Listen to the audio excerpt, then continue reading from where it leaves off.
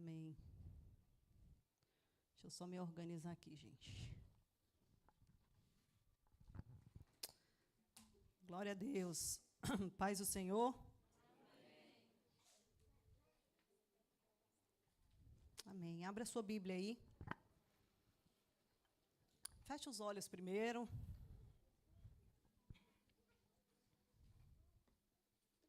Coloca a mão assim no seu coração. Senhor amado, escreva tua palavra na tábua do nosso coração para que não venhamos a pecar contra o Senhor. Nos ensina aquilo que o Senhor tem para nos ensinar, aquilo que o Senhor tem para nos direcionar. Que o Senhor fale, ó Deus querido e santo, as nossas vidas e que possamos fazer, ó Deus, mudanças, ó Deus querido e santo, diariamente, conhecendo a tua palavra, Deus. Que não sejamos somente ouvintes, mas praticantes da tua palavra. Em nome de Jesus. Amém. Amém?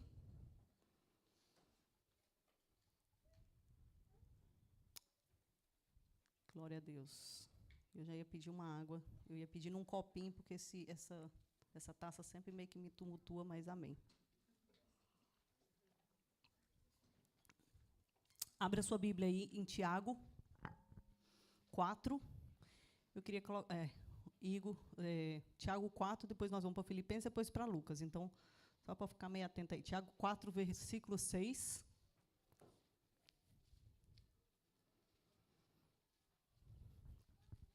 Ele, porém...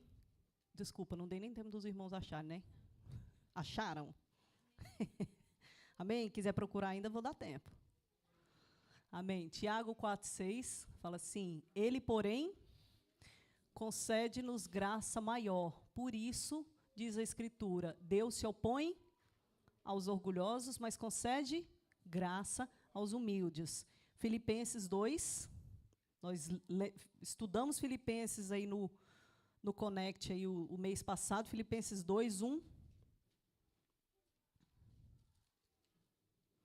Portanto, se há algum encorajamento em Cristo, se há algum consolo de amor, se há alguma comunhão no Espírito, se há alguma afeição e compaixão, pode passar?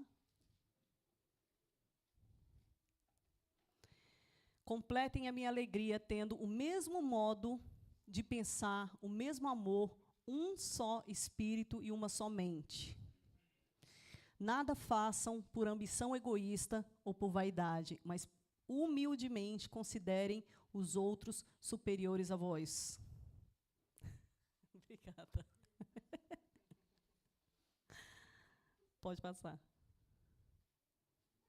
Seja o modo de pensar de vocês o mesmo de Cristo Jesus, que apesar de ser Deus, não considerou que sua igualdade como Deus era algo que deveria ser usado como vantagem. Antes, esvaziou a si mesmo, assumindo forma de servo, tornando-se semelhante aos homens. Lucas 18.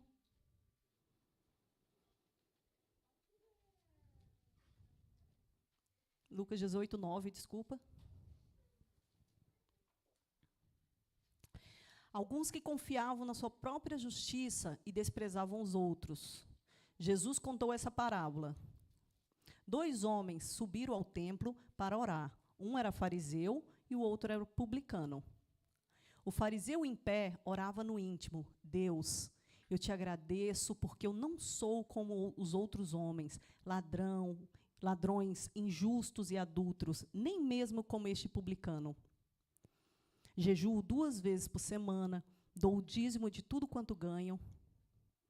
O publicano, porém, ficou à distância. Ele nem sequer ousava olhar para o céu. Mas, batendo no peito, dizia: Deus, tem misericórdia de mim, sou pecador. Eu digo que este homem, não o outro, foi para casa justificado diante de Deus, pois todo aquele que se exalta será humilhado, e todo aquele que se humilha será exaltado. Amém? E aí eu quero começar assim com uma pergunta básica para vocês. Eu gosto de fazer pergunta, né? Então eu queria começar com uma pergunta básica para vocês.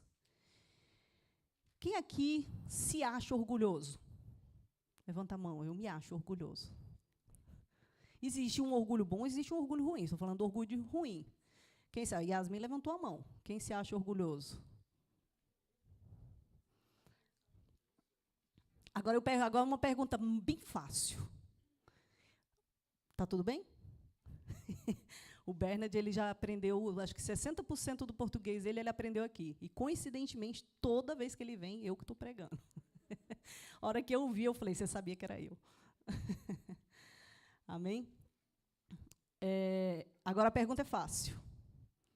Quem aqui conhece uma pessoa orgulhosa? Oxe, o resto não conhece? Tem mais gente orgulhosa do que quem conhece. Eu conheço. Vamos parar de mentir. Você não conhece ninguém orgulhoso, gente? Faz favor. Levanta essa mão aí. Com certeza, todo mundo vai lembrar de alguém que, aquela pessoa é orgulhosa, é arrogante, Mas isso realmente é uma coisa que revela uma realidade até interessante, sabia? Porque, até o título que eu coloquei aqui, deixa eu até subir aqui para eu ler aqui, que eu não tinha lido. O pecado que quase nunca enxergamos. E o orgulho é um pecado que a gente facilmente vê no outro. Mas quase nunca nós enxergamos na gente. E aí eu vou falar umas nojeiras aqui, mas é fato. É igual mau hálito. O do mau hálito não percebe. Está o mundo inteiro sentindo fedor. Só ele que não sabe. É tipo isso. Como disse uma pessoa uma vez, quando você vai no banheiro fazer o número 2, quando outra pessoa vai no banheiro e você entra, tá podre, não tá? Mas quando você vai, não é tão podre assim. Vai dizer que é. Não é. Por quê? Porque a nossa dificuldade de perceber, claro, a gente é melhor. Eu como flores e perfume, não é igual os podres que tem lá em casa. É fato, a gente olha para o outro de uma maneira diferente, não é? Então, como é que é? O que foi? Eu entreguei todos que estão lá em casa. Eles odeiam quando venham falar, porque eu sempre cito eles. Agora eu já citei num nível mais humilhante. E essa semana nós começamos a ler, eu comecei a ler junto com as líderes, né? Nós começamos a ler o livro de C.S. Lewis, Cartas de um Diabo ao Seu Aprendiz. E começou a mexer muito comigo sobre isso. E aí me deixou realmente muito pensativa. E eu comecei a escrever justamente por causa do confronto que o livro começou a me gerar. E eu também estava lendo, paralelo, eu estava lendo um livro que era justamente falando sobre orgulho, que é Arrependimento, Caminho para o Avivamento, uma coisa assim. E estava justamente falando sobre orgulho, coincidentemente, junto com o livro que eu comecei a ler com as meninas. E aí tem uma frase de C.S. Lewis que fala, que é do livro Cristianismo Puro e Simples, que fala: se você pensa que não é vaidoso e orgulhoso, isso significa que você é muito vaidoso e orgulhoso. Então, já começa por aí. Quem foi honesto aí, não vou perguntar de novo, não, tá?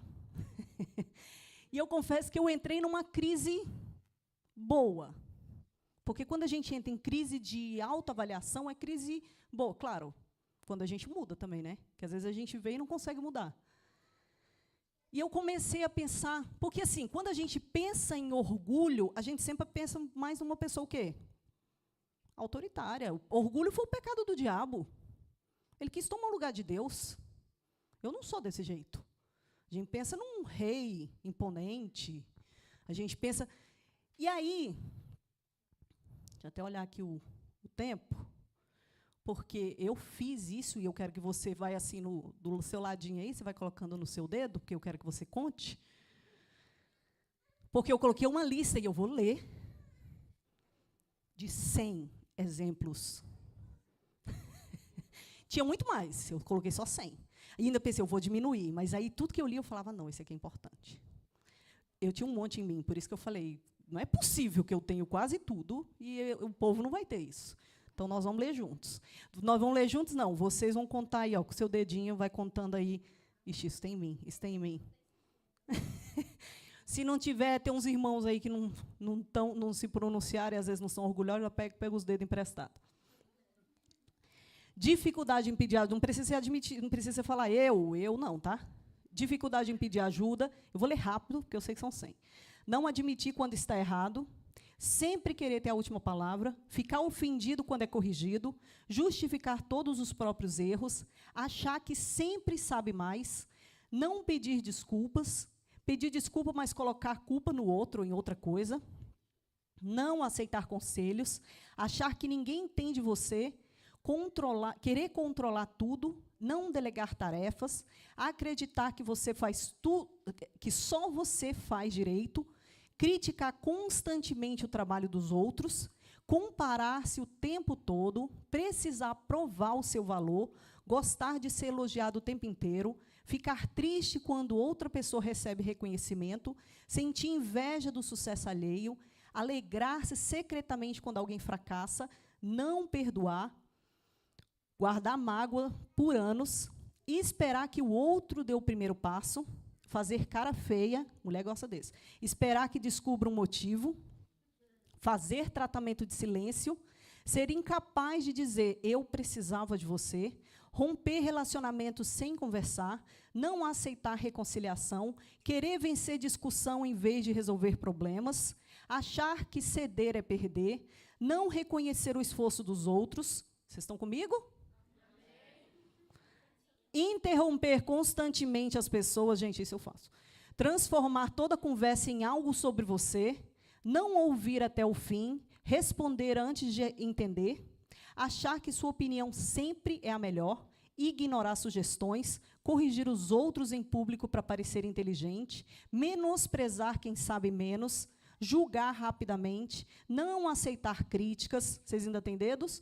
Levar tudo para o lado pessoal, precisar se defender imediatamente, inventar desculpas para tudo, nunca dizer não sei, fingir que entendeu algo para não parecer ignorante, esconder dúvidas, não fazer perguntas por medo da opinião dos outros, achar vergonhoso aprender com alguém mais novo, eles são bem chatinhos, porque às vezes eles humilham a gente, recusar feedback, querer impressionar com bens materiais.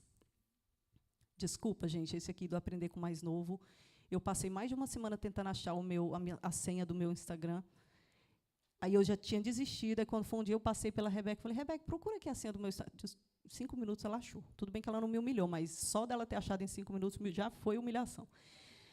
Gastar além do que pode para manter a aparência, buscar aprovação nas redes sociais, ficar frustrado quando um post não tem curtida, exagerar conquistas, contar histórias para parecer mais importante, omitir fracassos, fingir que está tudo bem quando não está, não admitir fraquezas, querer parecer perfeito, achar que não precisa de Deus em determinadas áreas, orar pouco por achar que resolve sozinho, procurar Deus apenas quando tudo dá errado, julgar a espiritualidade dos outros, comparar ministérios, gostar de aparecer mais do que servir, servir esperando reconhecimento, ficar ofendido quando não é escolhido, não aceitar liderança, criticar quem lidera sem oferecer ajuda, ou seja, a pessoa critica, mas também não oferece ajuda. Pensar, eu jamais faria isso. Julgar pecados diferentes dos seus, sentir-se moralmente superior, achar que merece mais do que os outros, não agradecer pelas pequenas coisas, reclamar constantemente. Já estou acabando, gente, aguenta. Acreditar que Deus lhe deve algo, esquecer que tudo é graça, não celebrar as vitórias dos outros, competir onde deveria cooperar, não reconhecer seus limites, trabalhar até exaustão, porque acredita que só você resolve, não descansar por achar que é indispensável, não aceitar envelhecer, isso é difícil aceitar, não aceitar mudanças, recusar-se a aprender algo novo, não admitir medo, fingir segurança o tempo todo, preferir sofrer sozinha, demonstrar vulnerabilidade, nunca pedir oração, achar que a sua dor é maior do que a dos outros, achar que os seus problemas são únicos, não comemorar o sucesso dos amigos, fazer favores esperando reconhecimento, ficar ressentido quando ninguém percebe o seu esforço, pensar que ninguém faz o suficiente por você, acreditar que você merece tratamento especial, desprezar tarefas simples por considerá-las inferiores, não mudar de opinião mesmo diante de evidências, viver como se dependesse apenas de si mesmo. Ainda tinha muito mais, tá? Deu para contar? Ah, os humildes ali não precisaram contar, não tem nada. Ah, perdeu o dedo, não tinha mais dedo. Ah, entendi. Pensei que não tinha problema, não tinha nada disso. E aí, por quê? Realmente, porque na nossa concepção, o orgulho é o quê? É só arrogância. Ah, não sou arrogante. Não encaixa para mim. Eu sou uma pessoa super de boa, não encaixa para mim. Mas a arrogância é somente uma das vestes do orgulho. O orgulho tem um monte de roupas, né? Ele pode se vestir de quê? De responsabilidade, de perfeccionismo, de independência, de inteligência, de religiosidade, nós lemos ali, de vitimismo, de insegurança. E aí eu estou com um monte de frase aqui de C.S. Lewis aqui, mas outra frase dele que diz que o orgulho é o grande pecado, é o grande pecado, porque dele nascem muitos outros. E acho que por isso que me mexeu tanto durante a semana, porque parece que quanto mais eu ia cavando, mais buraco tinha, mais alçapão eu achava, sabe?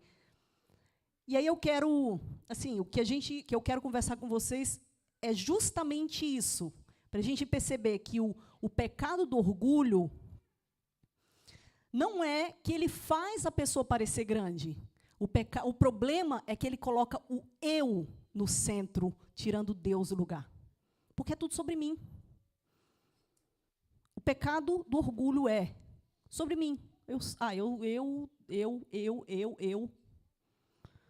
Eu não posso pedir ajuda. Eu sou importante. Não olharam para mim. Não fizeram por mim. É tudo eu. Eu. Aonde deveria ser Deus, sou eu. E às vezes a gente não percebe. E como é que nasce esse orgulho? Que muita gente pode pensar, mas eu nasci orgulhoso. Até, de certa forma, sim, porque nós já nascemos com pecado, né? Já nascemos já com uma natureza pecaminosa. Mas aí, da onde é que vem? Né? Já veio do pecado. E a gente canta lá, né? Como é que a gente canta? O meu orgulho me tirou do jardim. Não foi? Então, a gente já sabe que foi de lá, assim, que veio. A gente já saiu orgulhoso. O problema é, o meu orgulho me tirou do jardim e a gente continuou carregando o orgulho para muito tempo, né? Mas o orgulho também vai sendo moldado dentro da gente. E aí, por exemplo, você pode imaginar uma criança. Ela sofre rejeição, aí ela é comparada, ela sofre comparação, ela cresce ouvindo, você nunca faz nada direito, ou só recebe elogio quando tem um sucesso de alguma coisa. Sem perceber, essa criança começa a fazer o quê? Criar mecanismos de proteção. Ela pensa, eu preciso ser perfeito. Eu não posso errar. Eu preciso estar no controle de tudo. Ou eu nunca vou depender de ninguém. Eu cresci muito assim. Com a sensação de eu não preciso depender, eu não vou depender de ninguém. Eu aprendi inglês por causa disso, por causa da minha mentalidade de que eu não queria depender de ninguém. Quando eu vim para a Irlanda, eu odiava ter que pedir ajuda para alguém. E eu aprendi inglês justamente por isso. É uma boa ter aprendido? Sim, mas talvez a razão não foi das melhores. E desde criança eu lembro, porque acho que a minha família sempre falou muito, e não intencionalmente, não de maneira maldosa, mas sempre falaram, a Lívia é muito forte. A Lívia é muito forte. Então, eu queria muito parecer forte. Eu lembro, e foi escrevendo isso, eu lembrei de muita coisa, mas eu lembrei de, eu criança, eu passava mal e eu não chamava ninguém. Eu podia levantar vomitando, chorando, eu não chamava ninguém. Enquanto isso, a minha irmã tinha uma dor no dedo, ela fazia um auê dentro de casa. E nem é muito o perfil dela, mas era um auê dentro de casa. Ah, eu estou com dor de dente. Eu não. Eu sofria sozinha, porque na minha cabeça era, eu sou forte, ou pelo menos eu tenho que fingir que eu sou forte. E essas coisas parecem proteção. Ou seja, a pessoa vai criando, vai crescendo com uma barreira de proteção que depois vira o quê? Identidade. Depois vai virando fortaleza. Porque a pessoa vai criando, essas fortalezas vão parecendo verdadeiras dentro da gente. Seja por isso, seja por trauma, seja por quê? Aí aquela criança vai crescendo e sempre pensando, eu tenho que ser forte. Eu não posso perder o controle.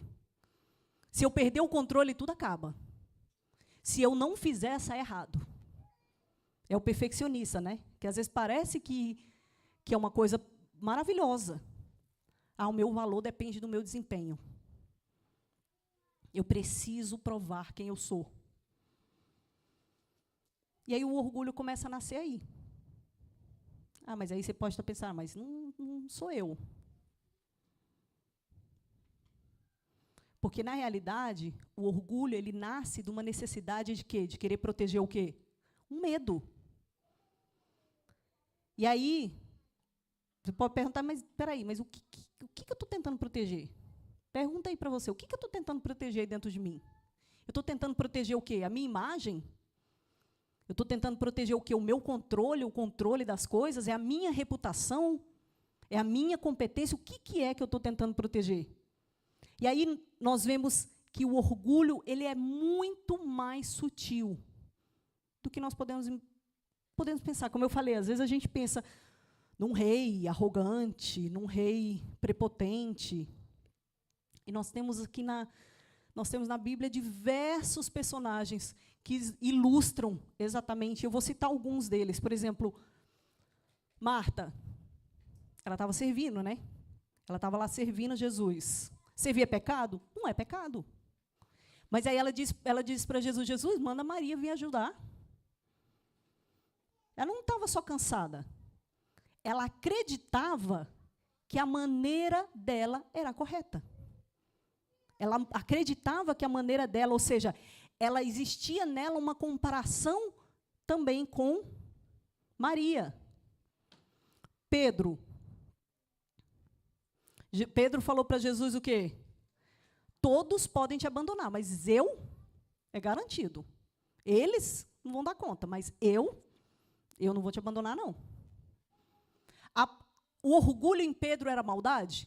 Não acredito que era maldade. Mas era autoconfiança.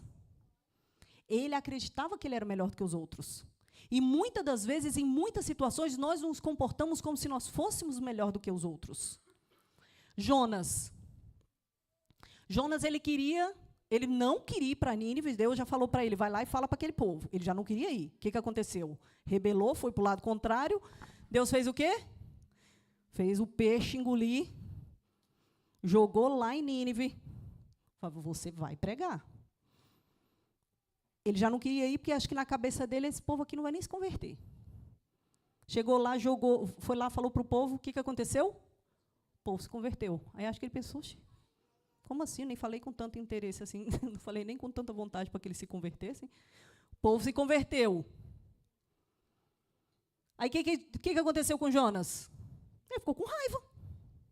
O povo se converteu, ele foi lá pregar, o povo se converteu e ele ficou com raiva. Que é um pregador mais louco que esse? Ele ficou com raiva de Deus, do povo ter se convertido. Por quê? Porque ele acreditava que o senso de justiça dele era melhor do que o de Deus. Às vezes a gente tem na nossa...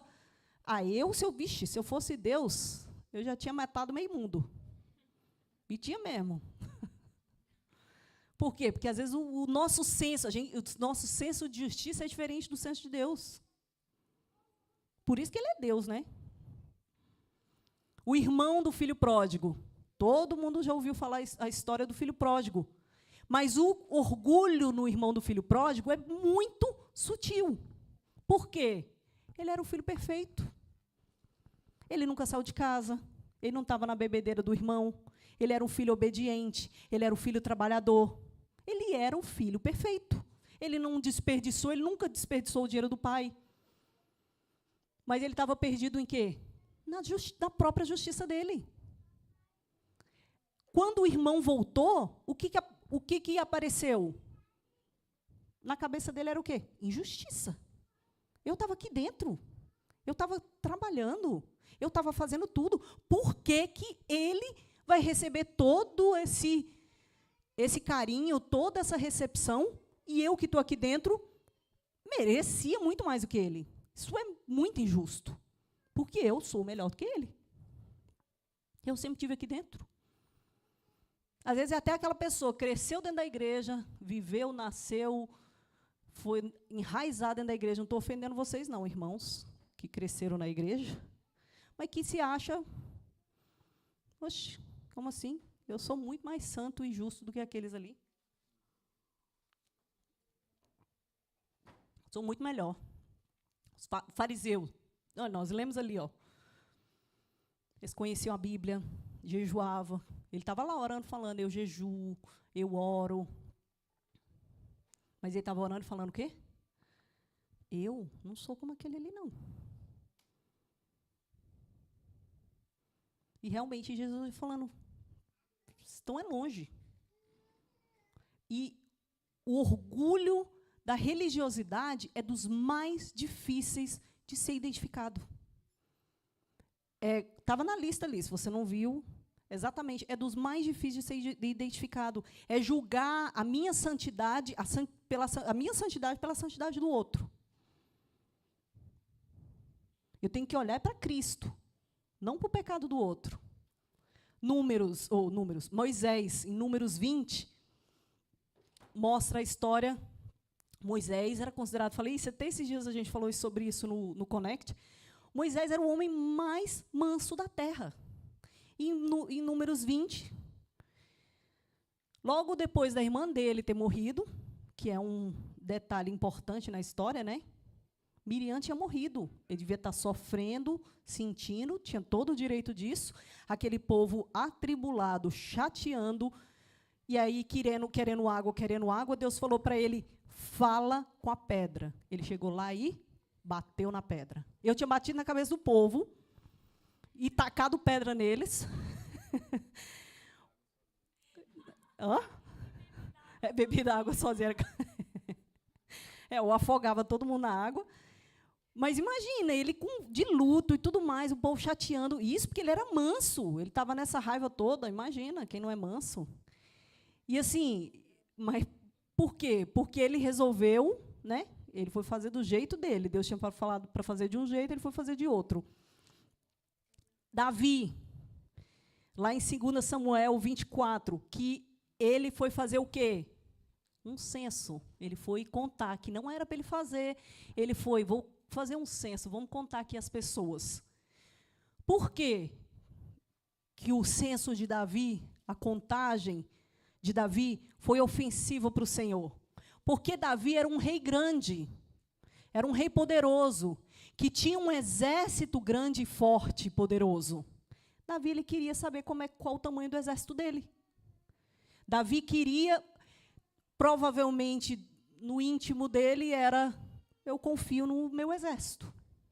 Ele estava acostumado, era um homem de guerra. E foi punido pelo Senhor, porque foi considerado uma ofensa ao Senhor. Ele fazer essa contagem do povo. Podia parecer até uma coisa legal, mas era uma coisa administrativa, organizar o povo. Mas era um orgulho de saber o tamanho do exército que ele tinha. O rei Ezequias, se você não conhece todas essas histórias, você está conhecendo agora, depois vai ler, que são todas muito interessantes. O rei Ezequias estava à beira da morte. Deus o tirou da beira da morte, curou, deu tempo de vida. E aí, o rei da Babilônia mandou um mensageiro para falar para ele, fiquei sabendo que você estava doente. Em vez de ele falar o quê? Sim, o Senhor me curou. Ele falou, pois é, vem aqui, deixa eu te mostrar os meus tesouros. Olha aqui, como é tudo maravilhoso a minha vida. Olha aqui, tesouro disso, daquilo. Olha o tanto que eu sou rico e abençoado e próspero. Por isso ele foi punido. Porque ele deixou de dar glória a Deus, que o tinha curado, para ir para o outro lado e começar a se exibir. Por último dessa lista, que tem um monte de outros, né? Tem o rei Nabucodonosor, que foi comer capim, porque foi também pelo orgulho dele. O rei Uzias, o pastor Kess pregou, acho que umas 2 semanas atrás, aqui sobre o rei Uzias. Enquanto ele confiava ao Senhor, tudo na vida dele ia bem. Tudo. Ele era o quê? Potência em todas as áreas. Ele era potência na agricultura, potência bélica, né, que é guerra, na tecnologia da época, ele era uma potência. E aí tem uma frase que eu achei muito interessante, que estava nesse outro livro que eu estava lendo, uma frase de Warren Wilber, que fala, Uzias, o soldado foi derrotado pelo próprio orgulho. Uzias, o construtor, destruiu seu ministério e testemunha. Uzias, o lavrador, ceifou a colheita dolorosa daquilo que havia semeado.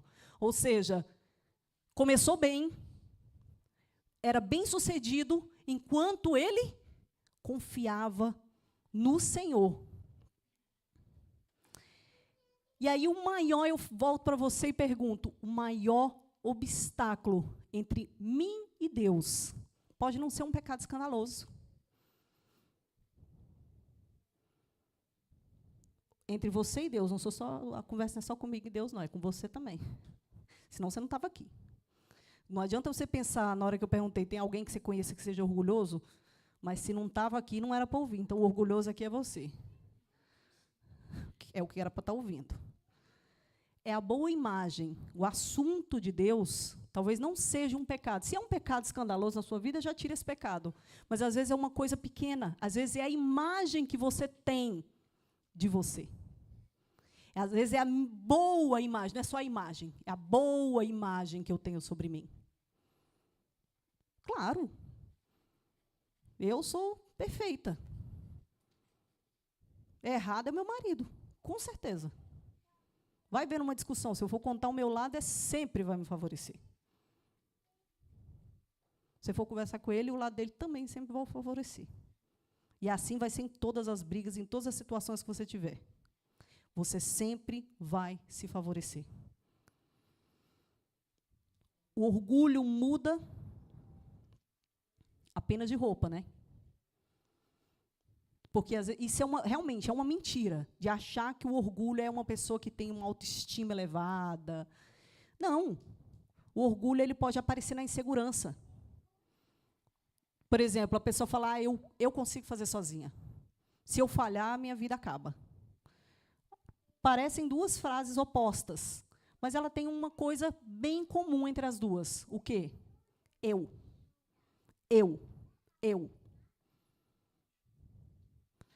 O orgulho não é pensar bem de si, é pensar somente em si, é só o que... Por quê? E é tão interessante, é por isso que esse é o pecado do diabo. E o diabo ele não precisa fazer a pessoa pecar grandemente. É simplesmente fazer a pessoa olhar só para ela. Olha só para você. Cuida só de você. Ame você. Se você não se amar, ninguém vai te amar. Se você não se valorizar, ninguém vai te valorizar. Assinado o diabo. É ele que está ali falando no seu ouvido. Mais uma frase de C.S. Lewis que fala assim, a humildade não é pensar menos de si, é pensar menos em si. Isso realmente muda tudo. Não é pensar, eu sou um coitadinho, que aí já vira outro orgulho. O orgulho do, eu sou mais humilde do que o resto do mundo. E aí, quem nunca pensou, eu não vou pedir ajuda. Eu não vou pedir perdão primeiro. Isso aí é muito de brigões e de casais. Não vou nem dizer casal brigão, porque tem gente que não pede perdão, que é o orgulhoso. Eu não vou pedir perdão primeiro. Eu tenho a razão. Eu preciso ter a razão, mas ou eu tenho a razão. Do meu jeito fica melhor. Vixe, com certeza. Eu sou melhor de direções de rua do que o Kese. Às vezes eu dou umas ratas bem feias, mas eu falo, para que você está indo por aqui? Aí, por aqui faz mais sentido. Como eu sei que eu sou melhor em orientação, eu falo, claro que não. Aí eu até viro assim, às vezes, com um desdém. Estou sendo humilde, tá? E às vezes eu quebro a cara mesmo. Poucas vezes, nesse quesito, poucas vezes eu quebro a cara, mas às vezes quebro. Mas, aquela coisa de eu preciso ter razão. Né? Do meu jeito, o meu jeito fica melhor. E como Deus revela o orgulho. Como é que Deus revela o orgulho? A gente pode falar fazer, né? A gente pode falar, Senhor, revela, mostra o orgulho que eu ainda não vejo. Foi a minha oração da semana, tá, gente? Me mostra o orgulho que eu ainda não vejo. E aí Deus ele vai fazer o quê? Ele não vai te dar assim, um sonho revelador. Ele não vai... Bom, pode até ser que ele faça, mas muito provavelmente você vai aparecer situações na sua vida. Vai aparecer crítica na sua vida. Vai aparecer situação que você tem que esperar. Situação de frustração.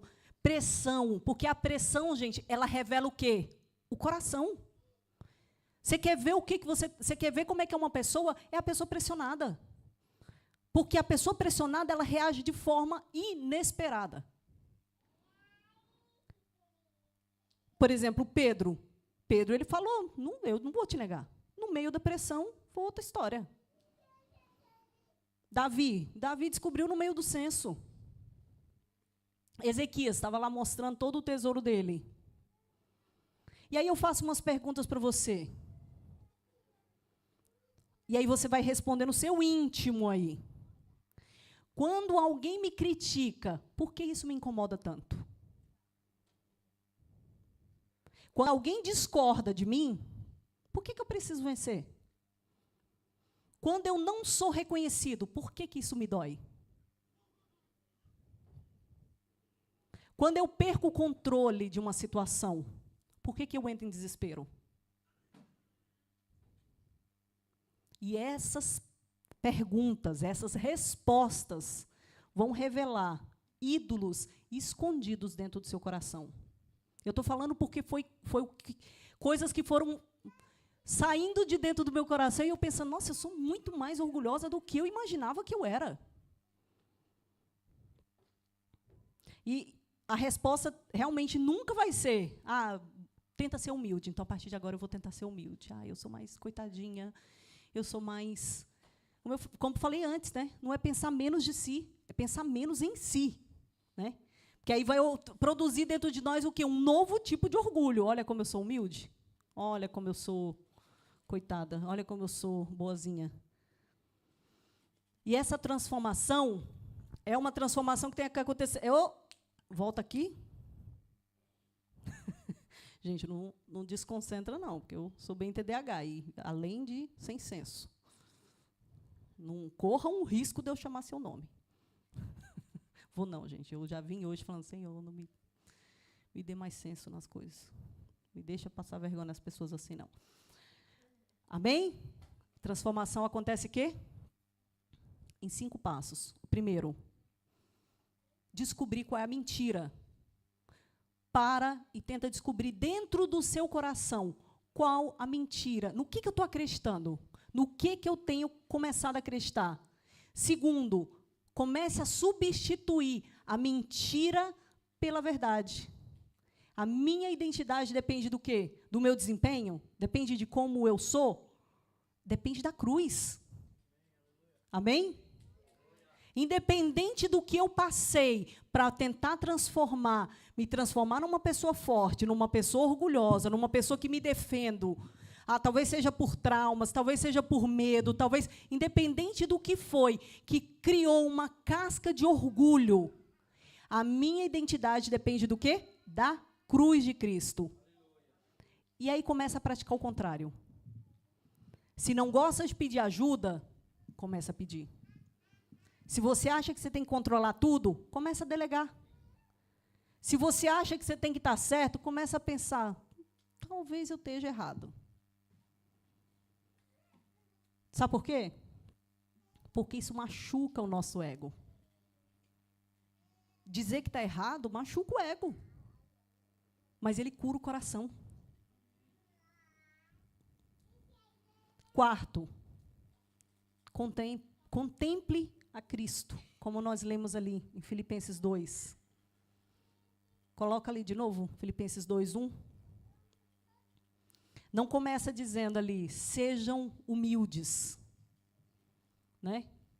Portanto, se algum encorajamento em Cristo, se algum consolo em amor, se alguma comunhão no Espírito, se alguma afeição e compaixão,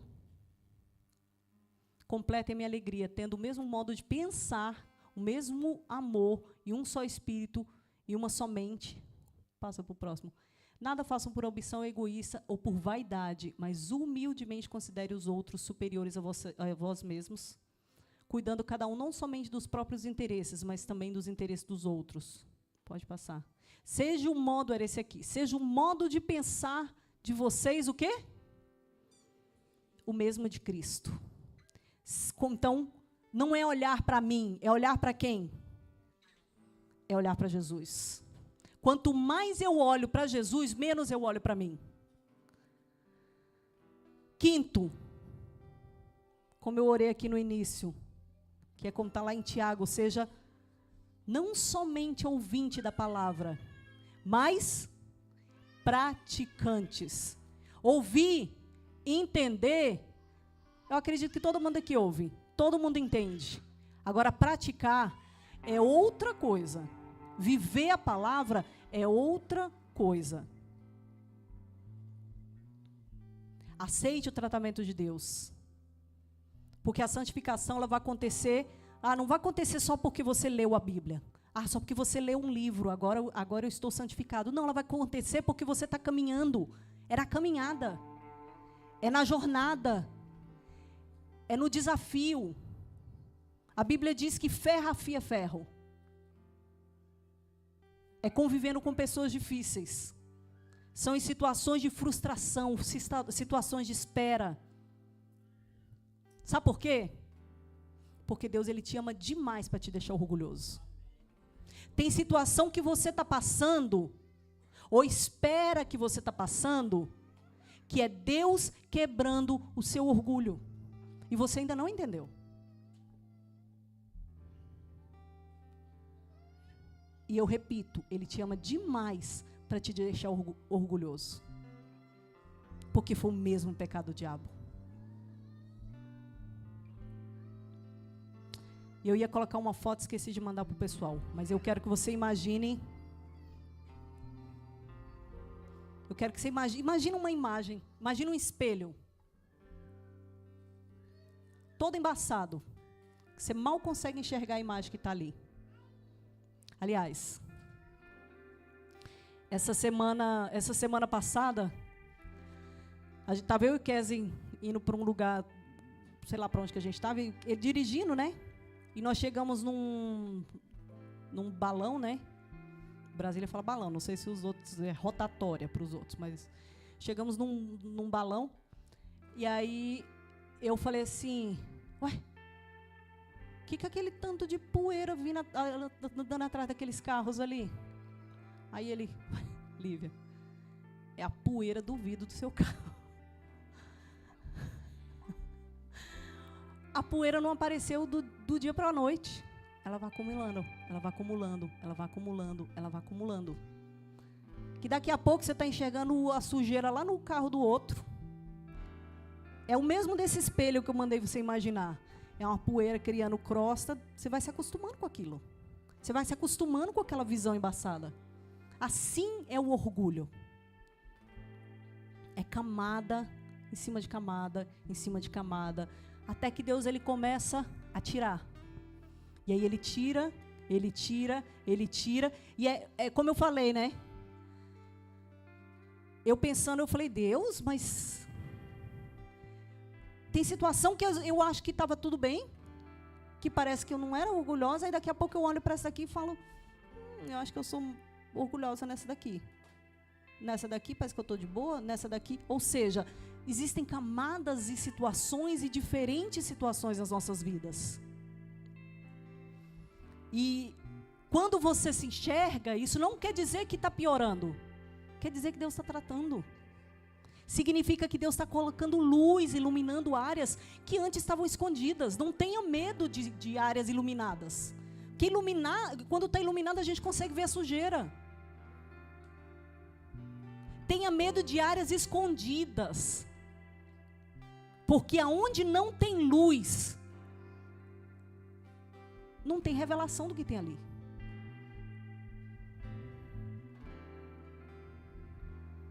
E realmente a nossa maior evidência de ter vencido o orgulho é dizer como João Batista. Não é a gente dizer, eu venci o orgulho. É dizer como João Batista, que ele disse o quê?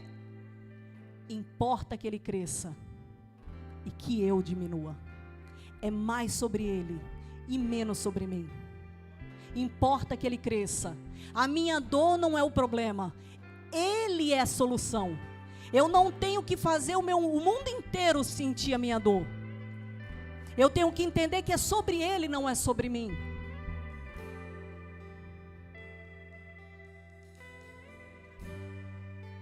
Eu já falei sobre isso algumas vezes, logo quando eu cheguei aqui. Algum tempo depois, que eu fui fazer faxina, eu não achava que eu era orgulhosa, até eu entrar na faxina. Eu não conseguia cumprimentar ninguém, eu já falava inglês. Eu não conseguia falar com as donas das casas. Até o dia que o Senhor começou a me revelar, você se acha importante demais. Eu estava 8 anos tentando um work permit na minha área que tinha carência extrema. Mas eu não conseguia. E o Senhor me mostrou. É porque você é assim. É porque o seu coração é assim.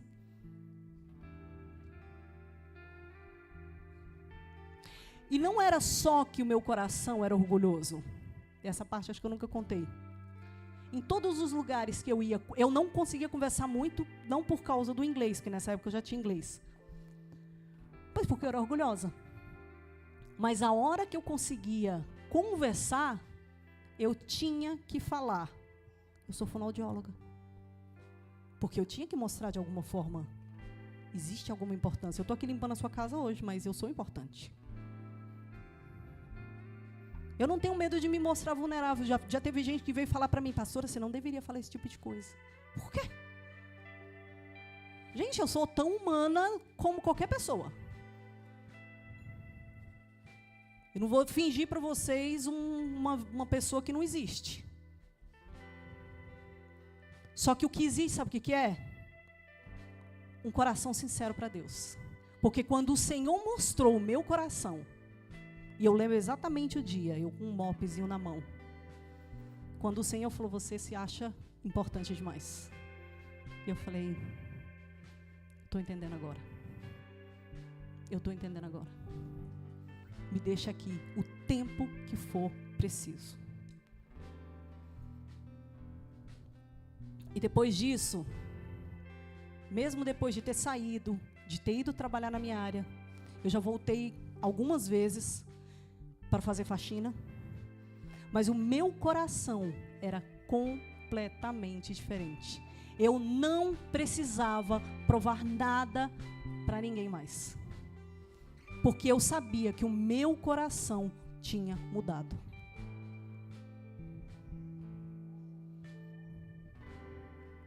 Importa que ele cresça.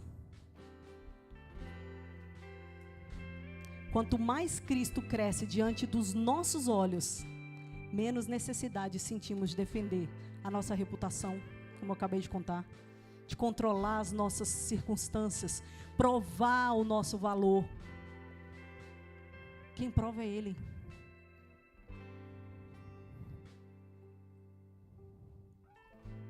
E aí eu queria que você se colocasse de pé, nós já estamos terminando.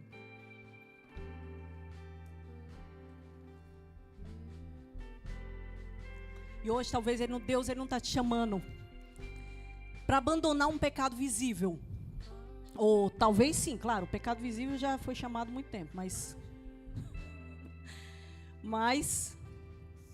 talvez ele está te chamando para entregar algo que está muito mais no profundo, muito mais lá dentro.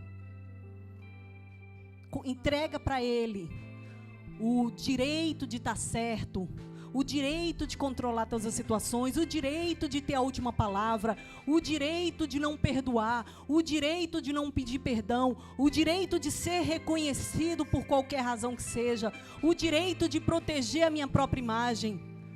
Orgulho não é apenas pensar que nós somos grandes, é viver como se nós pudéssemos ocupar o lugar que pertence somente a Deus. E você não vai ser humilde simplesmente se diminuindo quem você é, mas descansando na verdade de que nós somos, de que você é plenamente amado por Cristo. E por isso nós não precisamos defender o nosso ego. Você não precisa defender o seu ego. E aí eu coloco um desafio para você. Fecha os seus olhos aí para a gente fazer uma oração que eu quero que você faça. Você vai fazer essa oração agora. E vai fazer essa oração em casa, ao longo da semana, ao longo da sua vida. Você vai falar assim: Senhor, hoje, em que momento o meu eu ocupou o lugar que pertence a Ti? Eu quero que você fale toda noite, você vai falar para o Senhor: Senhor, em que momento o meu eu tem tomado o lugar que pertence ao Senhor? Mostra-me para não me condenar, mas para me transformar. Fala, mostra-me para não me condenar, mas para me transformar. Que eu tenha coragem de entregar a Ti aquilo que eu insisto em proteger. E que Cristo cresça e que eu diminua. Repete de novo: e que Cristo cresça e que Cristo cresça e que eu diminua. E que Cristo cresça e que eu diminua. Todos os dias da nossa vida. Senhor, tira o orgulho de dentro da gente. Tira o orgulho de dentro de mim.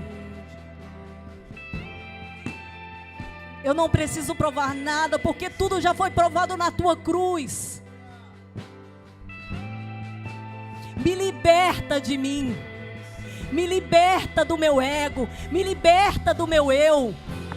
Porque a tua palavra diz para deixarmos o nosso eu, pegarmos a tua cruz, pegarmos o teu fardo que é leve. Não queremos ser como somos. Nós temos o exemplo perfeito de humildade.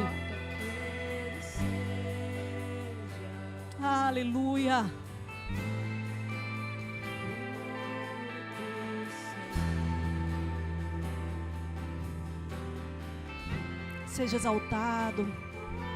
Seja exaltado em nossas vidas.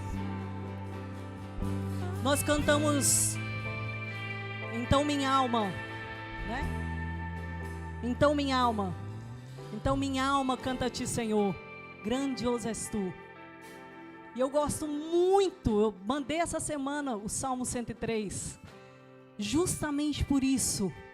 Porque é uma fala à nossa alma é o centro dos nossos sentimentos, das nossas emoções. A nossa alma quer controlar aquilo que nós fazemos, porque se eu estou chateado, eu tenho que agir pela minha chateação. Se eu estou triste, eu tenho que agir pela minha tristeza. Se eu estou traumatizado, eu tenho que viver por isso. Mas o Salmo 103, o salmista fala o quê? Alma, exalta Ele. Ele é grande.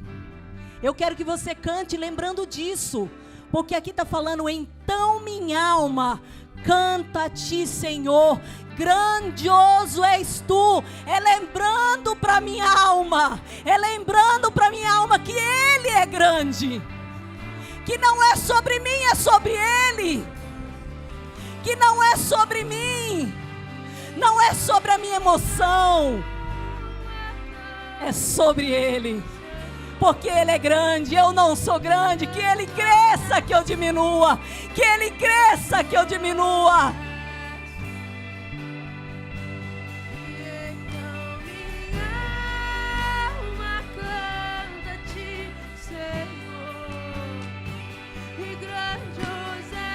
Grandioso é Ele, não é você. Esquece o seu medo, esquece o seu trauma, esquece o seu passado, esquece o seu pecado. Deixa na cruz de Cristo, que Ele veio para te perdoar, Ele veio para te transformar, Ele veio para quebrar o seu ego. Aquilo que você protege achando que é importante, a sua falta de perdão, a sua falta de mudança, aquele pecado invisível de se achar importante. Alma, eu não sou nada. Grandioso é Ele. Grandioso és tu, Senhor. E grandioso és tu. Grandioso és tu. Aleluia. E grandioso és tu. Grandioso és tu. E grandioso és tu. Grandioso és tu. Aleluia. Dá uma salva de palmas ao Senhor, que é digno de adoração, que é digno do louvor da sua alma, que é digno da junção das suas mãos em adoração a Ele. A Ele, a Ele, a Ele toda a honra e toda a glória. Te amamos, Senhor. Te amamos, Senhor. Te amamos, Senhor. Te amamos, Senhor. Obrigada, Senhor. Obrigada por esse dia. Obrigada pela semana. Obrigada pela semana que se inicia. Obrigada pela família. Nos dá um coração grato, porque um coração grato reconhece da onde veio a bênção, da onde veio o socorro, da onde veio o poder, da onde veio a autoridade. Quando nós pedimos, vem o teu reino, vem o teu reino.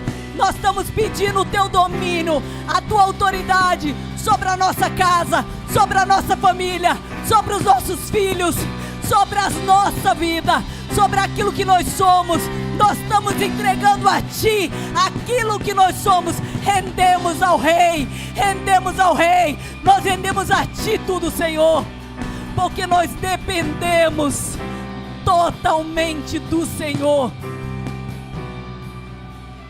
Nós dependemos do Senhor e nós te agradecemos por isso, porque nós temos o Senhor, nós temos o Senhor, nós temos o Senhor. Muito obrigada, Jesus. Obrigada pela vida dos teus filhos. Obrigada por cada coração, por cada mente, por cada vida. Tira o pecado escondido, tira o pecado invisível de dentro da gente. Revela cada camada, revela hoje, revela amanhã, revela depois, revela depois. Não nos deixe enganados e nos faz obedientes à Tua palavra.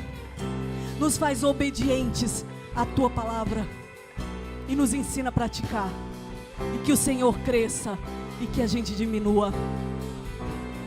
Que a graça, o amor, a paz, a bondade do Senhor seja sobre a igreja do Senhor, sobre o povo do Senhor, sobre o povo que ama o Senhor, porque todas as coisas cooperam para o bem daqueles que amam o Senhor. Que o nosso coração ame e obedeça ao Senhor, em nome de Jesus, em nome de Jesus. Tenha uma semana mais do que abençoada. Amém.